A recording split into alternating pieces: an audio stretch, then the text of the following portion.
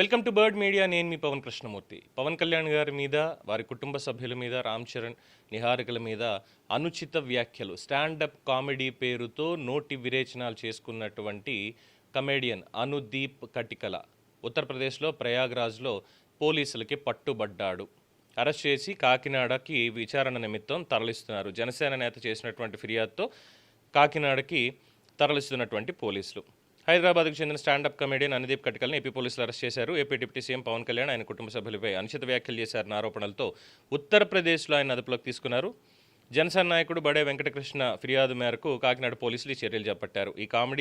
తన కామెడీ షోలో పవన్ కళ్యాణ్కి 3 వివాహాలు, నిహారిక కొణిదల తనకి సంబంధించిన వైవాహిక జీవితం మీద అనుదీప్ చేసినటువంటి వ్యాఖ్యలు ఇవన్నీ మనం చూసాం. సో డీటెయిల్స్లోకి అవసరం లేదు, అక్కడికి అదైంది. సోషల్ మీడియాలో వైరల్ అవ్వడం, దీంతో కాకినాడలో పోలీసులు కేసు నమోదు చేశారు. జరిగింది ఇక్కడ హైదరాబాద్లో. ఇక్కడ ఉన్నటువంటి వాళ్ళన్నా కేసు నమోదు చేయొచ్చు, ఎవరన్నా ఇన్ఫ్యాక్ట్ ఎక్కడైనా చేయొచ్చు, మొత్తానికి అయింది.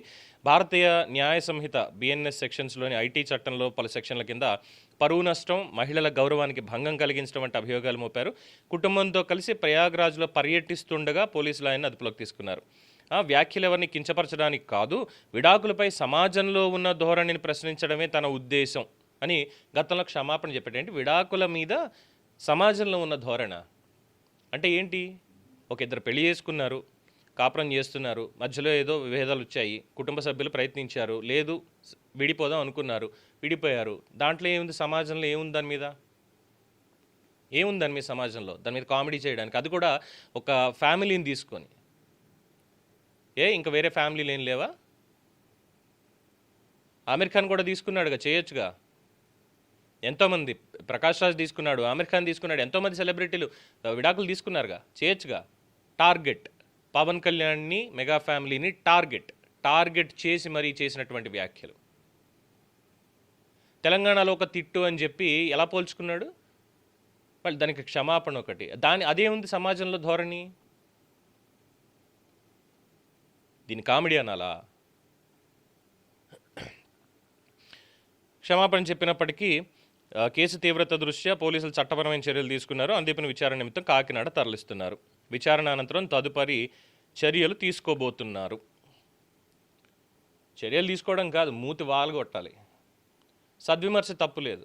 ఎందుకంటే నిన్న మనం చేసినటువంటి వీడియో కింద ఎక్స్ప్లెనేషన్ ఇచ్చినప్పుడు దాని మీద ఇలా చేస్తున్నారు, ఇది కాదు కావాల్సింది, ఇది తప్పు అని చెప్పిన దాని కింద కూడా చాలామంది చిరంజీవి గారిని విమర్శిస్తూనో, లేదంటే పవన్ కళ్యాణ్ గారిని విమర్శిస్తూనో, రాజకీయంగా వాళ్ళు చేసినటువంటి వాటినో సద్విమర్శ చేశారు చాలామంది. చిరంజీవి గారు అక్కడ అలా మాట్లాడి ఉండకూడదు, పవన్ కళ్యాణ్ గారు ఇలా అని ఉండకూడదు, ఫలానా వాళ్ళు అది అలా అని ఉండకూడదు అని చెప్పి చాలామంది సద్విమర్శ చేశారు. వాళ్ళ మీద ఎవరి మీద ఏం కేసులు ఉండవు. ఎందుకంటే అక్కడ ఆ లోపాన్ని ఎత్తి చూపించారు. సార్ ఇది కరెక్ట్ కాదేమో, దీన్ని సరి చేసుకోవచ్చేమో, ఇది సరైనటువంటి పద్ధతి. అంతేగాని ఇలా నోటి విరేచనాలు చేసుకుంటూ ఇష్టం వచ్చినట్టు మాట్లాడడం అనేది అది హాస్యం అనిపించుకోదు. మోరోవర్ అది నైతికత అనేది కూడా అనిపించుకోదు. వీళ్ళ మీద మాత్రమే కాదు, ఎవరైతే ప్లాన్ చేశారో ఈ షోస్ని, కామెడీ వాళ్ళని ప్లాన్ చేశారో వాళ్ళ మీద కూడా, ఆ నిర్వాహకుల మీద కూడా కేసు నమోదు చేసి అరెస్ట్ చేయడం కాదు, వాళ్ళకి కౌన్సిలింగ్ ఇవ్వాలి ముందు. ఇలాంటి షోస్లో కంటెంట్ ఏమొస్తోంది ఏంటి అనేది మీకు తెలుస్తోందా? అసలు వ్యక్తిగత జీవితాల్లోకి వెళ్ళి విమర్శించడానికి దానికి మీకు ఉన్నటువంటి రైట్ ఏంటి అసలు అని చెప్పి వాళ్ళని కూడా కూర్చోబెట్టి కౌన్సిలింగ్ ఇవ్వాలి. అప్పుడే ఈ చండాలం మొత్తానికి కూడా ఒక ఫుల్ స్టాప్ అనేది పడుతుంది. ఇక్కడ మళ్ళీ చెప్తున్నానండి, ఇక్కడ స్టాండప్ కామెడీకి నేను వ్యతిరేకం కాదు, నేను ఆస్వాదిస్తాను. ఎందుకంటే చాలామంది గౌరవంగా చేసేటువంటి వాళ్ళు ఉన్నారు. చాలా ఆ సమయానికి స్పాంటేనియస్గా ఒక పంచ్ వేయడం, లేదంటే ఒక చిన్న కంపారిజన్ తీసుకురావడం, ఆ కంపారిజన్ కూడా చాలా హెల్దీగా ఉంటుంది. అంతేగాని వ్యక్తిగతంగా వాళ్ళ జీవితాల్లోకి వెళ్ళి వాళ్ళ ఫ్యామిలీలో ఏం జరుగుతోంది అది కామెడీ అవ్వడం, అది కామెడీ పేరుతోటి దాన్ని ప్రజల్లోకి తీసుకెళ్లడం, వాళ్ళని డెరిగేటివ్గా పోర్ట్రే చేయడం అనేది మాత్రం which is not acceptable at all. So అనుదీప్కి మాత్రమే కాదు, ఇంకా ఇటువంటి కామెడియన్స్ ఎవరైతే ఉన్నారో స్టాండప్ కామెడీ చేసేటువంటి వాళ్ళు, వాళ్ళ భాష ఇవన్నీ కూడా కట్టు దాటితే చట్టం తన పని తాను చేసుకెళ్తుంది.